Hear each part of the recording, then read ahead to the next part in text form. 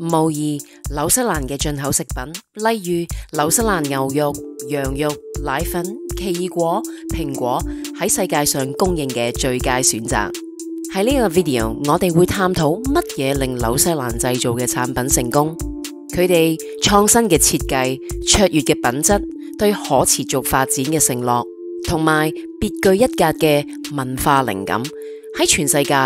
突出嘅表現。今日我哋一齊嚟認識4個喺國際間脫穎而出嘅傑出紐西蘭品牌。喂，你喺邊啊？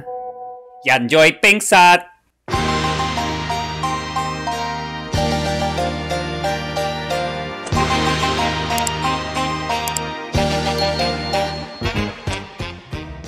大家好，娜姐喺度，歡迎大家嚟到人在冰室。大家好，我係 Alison。係 Alison，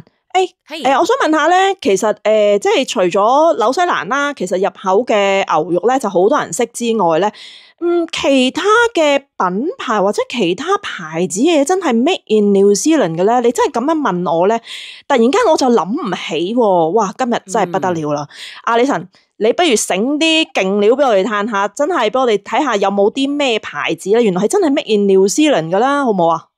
梗係得咯吓，好，咁我揀咗咧4個咧聲名遠播嘅紐西蘭出名嘅牌子。第一個咧，我相信喺時裝界咧係冇人唔識嘅，就係 Karen Walker。Karen Walker 係一個紐西蘭出身嘅時裝設計師，佢18歲嗰陣時候已經創立咗自己嘅時裝品牌，喺1995年咧喺奧克蘭咧開咗佢第一間嘅時裝店。Karen Walker 咧係用佢呢個獨特嘅風格而出名嘅，喺時尚界咧喺美國、英國、澳洲、紐西蘭等國家係真係好有顯著嘅影響力㗎。咁近期佢嘅 Organic Cotton 同埋佢嘅 Merino 嘅系列都係採用最頂級嘅物料。試過佢嘅衫呢係翻唔到轉頭㗎，真係1分錢1分貨，簡直係用一隻字嚟形容就係型字啊！咁我呢記得咧喺90年代嗰陣時候呢，我已經係佢嘅 fans 嚟㗎啦。咁就我見到佢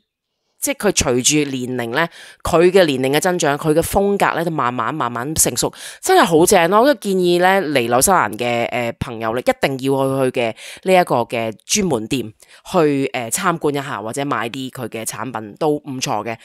嚇。咁第二咧，我就想講呢個牌子就叫做 Kathmandu。Kathmandu 咧喺呢一個嘅1987年咧喺紐西蘭成立嘅，咁專係生產一啲旅遊同埋呢個戶外嘅設備嘅產品啦。咁 Kathmandu 其實佢係一間上市公司嚟嘅喎，咁喺澳洲咧嘅證券嘅交易嘅編號咧叫做 喺 ASX 上市咧，佢股票 number 係 KMD 啦。咁佢嘅防寒系列咧，真係讚不絕口㗎。咁我最近咧買咗一件 fleece 嘅外套咧，就呢件 hoodie 咧係用100% 咧回收 polyester 咧去製成嘅。佢主要嘅面料咧係用100% 回收嘅 plastic bottle 膠樽去做喎，即係非常符合咧 Kathmandu 嘅概念咧，就係以地球為本啦。咁你即係着上身咧，都係得一個字嘅形容，就係一個型字啊！喂，第3個咧就係呢一個嘅 Manuka Honey 啊，嗱，即係喺紐西蘭咧最出名嘅蜂蜜咧係 Manuka Honey 喎，因為咧蜂蜜裡面嘅抗菌嘅功能咧好高啊！喂，嗱，即係我喺澳洲咧都見你有買蜜糖嘅習慣㗎，咁你知唔知道澳洲嘅 Manuka Honey 同埋紐西蘭嘅 Manuka Honey 有咩分別咧？話時話真係唔知喎。咁咧，其實Manuka Honey 咧，喺紐西蘭嚟講咧，就一直咧都被譽為呢個新西蘭嘅國寶啊。咁因為咧佢喺新西蘭咧，佢要出呢一個honey 咧，其實佢就係要去到一啲好渺無人煙嘅無污染嘅深山大野嶺當中咧，先至可以有呢啲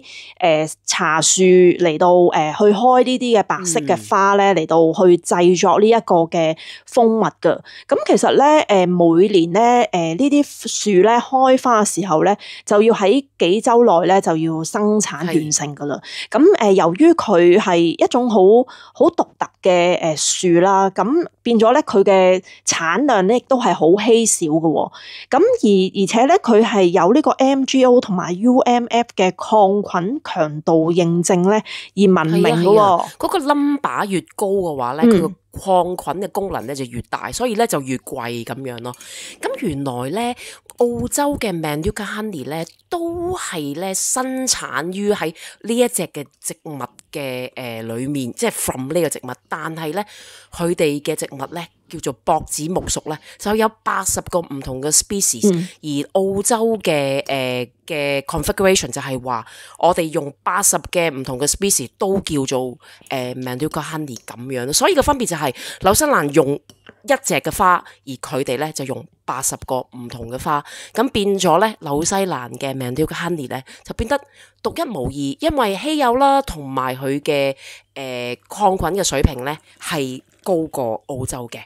咁嗱，第四個牌子，最後一個咧，我想同大家介紹一下咧，就係我哋紐西蘭出產嘅朱古力，叫做 Whittaker's。咁無論你去到世界邊一個角落咧，都會揾到呢隻朱古力嘅。咁呢隻朱古力咧，其實就啲人咧唔係話好 popular， 唔係好識嘅。但係如果識佢嘅話咧，你食過去咧就會好似係翻唔到轉頭嘅，因為實在太好食，佢哋 quality 啦。因為你知道啦，嗱咁樣嘅牌子同世界嘅大嘅品牌嘅朱古力去競爭咧，一啲都唔容易。所以 Whittaker's 咧就用品質同埋獨特嘅口味咧脫穎而出，尤其是佢嘅 Artisan 嗰隻 collection 嘅手工系列啦，真係好好食噶！每一次咧，我翻香港咧都會帶呢啲朱古力俾我啲朋友啦。例如呢一隻嘅Artisan 嘅collection 同埋個 Peanut Slab， 咁我建議大家咧嚟紐西蘭咧玩完之後咧都買呢隻朱古力翻香港，因為咧喺呢度買咧係平好多嘅。嗱姐，係啦，唔該晒阿李神。好，我哋今日咧就講住咁多先啦。咁如果大家中意我哋嘅廣播咧，就今日記得 like、subscribe 同埋 share 俾你嘅朋友。咁我哋下次再見，拜拜。